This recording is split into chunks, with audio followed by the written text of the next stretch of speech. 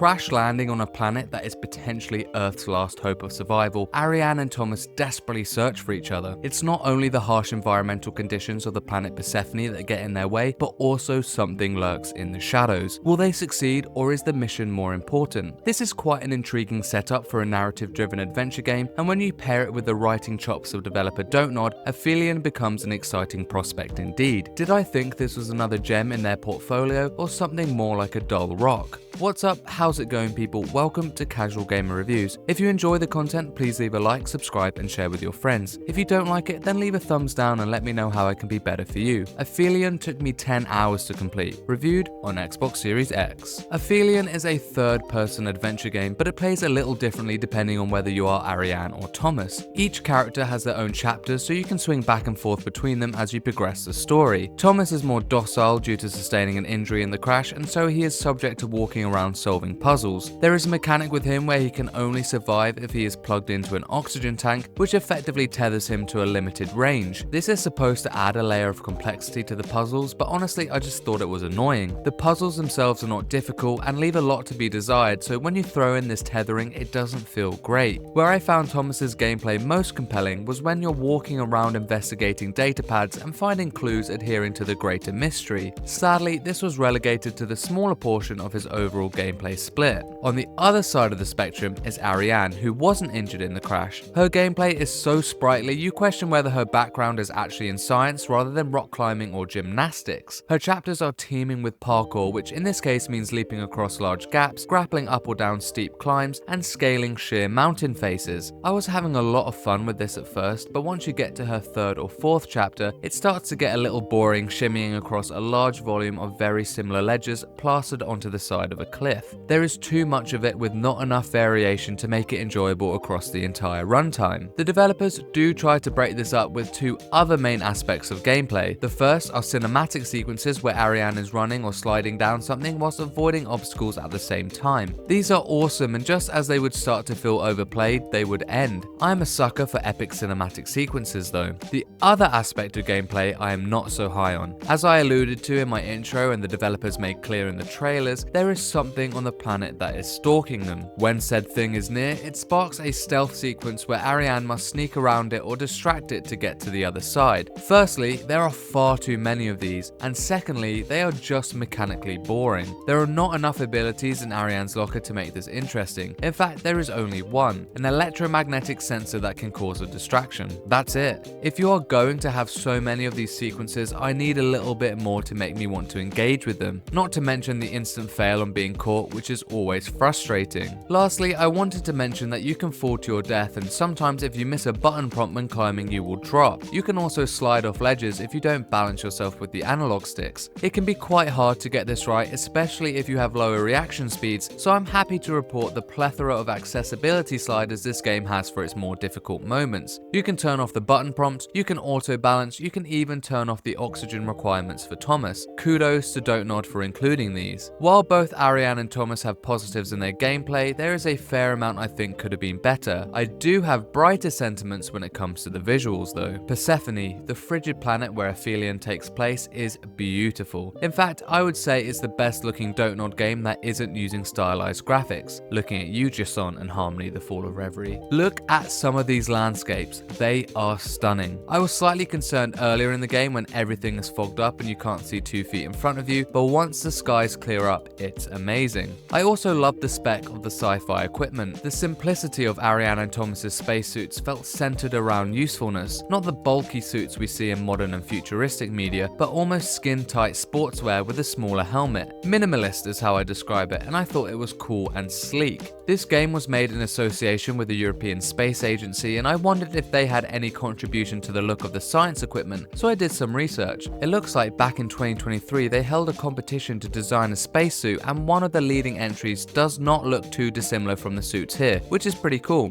Aphelion is kitted out with a photo mode, and to be honest, it would be a crime if it didn't. It doesn't have any advanced tools for you shutterbugs, but it does have your basic filters and color controls to fiddle with at your heart's content. Where the visuals do take a hit is with performance. The game runs at a pretty consistent frame rate, and I didn't have any issues there, but I did experience a lot of graphical bugs. There were several occasions where I would clip through a rock face or get stuck on a bunch of boulders and have to reload a checkpoint. There were some instances where the character would stop responding to button inputs and freeze on screen, although I could still move the camera. The checkpointing in this game was frequent enough that this was never a massive issue, but definitely noticeable. The character models of Arianne and Thomas are well animated, but their designs are nothing too special. The best thing about them though, without a doubt, is the voice acting. Arianne Montclair is voiced by Vanessa Dolman and Thomas Cross is voiced by Eric Gaines. I'm not familiar with either of these two, but their performance is memorable, especially Vanessa, who has such raw power and emotion in her line deliveries. Aphelion is a journey that travels through desperation, fear, love, exhaustion, and hope. That's a lot of intense emotions that I think are captured perfectly through the voice acting. It's especially impressive considering that a lot of the time these two are monologuing to themselves rather than each other due to them being in isolation and so don't have the assistance of bouncing off one another. The composer is Amine Bouhafa and the soundtrack he has created is charming. It's atmospheric, orchestral tones that tell a story. When something sad happens, you get that feeling elevated by the rising tide of violins echoing in your eardrums, or when desperation hits and you get blasted by a barrage of brass instruments. It's all pretty epic and fitting for a game that wants to tell its narrative through all means, not just verbal dialogue. Aphelion's narrative revolves around the fact that Arianne and Thomas were separated during the crash and they tried to find their way back to each other. It's an emotional story with a rocky trajectory and a constant battle between love for a person and love for your people. I wasn't instantly captivated like I so often am with Don't Nod titles, and honestly that is a flaw to begin with. However, by the midpoint of the game, certain things happen to where you can start to see that writing prowess I know this developer for really shine through. It doesn't get anywhere near the heights of Life is Strange, Banisher's Ghost of New Eden, or even last year's Lost Records, but it does have some powerful moments that make it stand out against its tepid first half. The emotional beats are made so much more impactful due to the audio performances I mentioned earlier, and I can only speculate what could have been if the story was a little bit more exciting. I would be lying, however, if I didn't say that a certain bit in the second half moved me. What I thought was better than the main story arc were the threads of narrative distributed through datapads and environmental storytelling. I really appreciate this stuff, but sadly most people won't even realize it's there. Your main story needs to be gripping too, and Aphelion's is just not there in the first half. There is minimal side content in the game, but it is not completely absent. There are collectibles in two forms, glyphs and secondary markers. Neither provide anything more substantial than simply being a hidden collectible to check a box and get the achievement, which is sad but not unheard of. Once the game is finished, you can boot up chapter select to mop up any you missed, but honestly I can't see myself doing that. Technically the audio and data files are collectibles too due to their nature of being optional, but none of them are really hidden, so as long as you're paying attention on the main path, you shouldn't miss any of those. Aphelion is what I would describe as a one and done title. Aphelion is a sci-fi narrative adventure that struggles to find its feet even amongst Don't Nod's own titles, let alone the wider space. While it can feel fun to play mechanically, especially in some of Arianne's segments, it often doesn't impress. The story is good, but only when you get past the halfway point, and there is little to no pull to bring you back for another playthrough. The visuals and voice acting are both fantastic, however, and do a lot of heavy lifting to make this title feel worth your time. When I bring all of these critiques and praises together, all I can conclude is that this game is a quintessential 7 out of 10. So with that being said, Aphelion gets a casual gamer score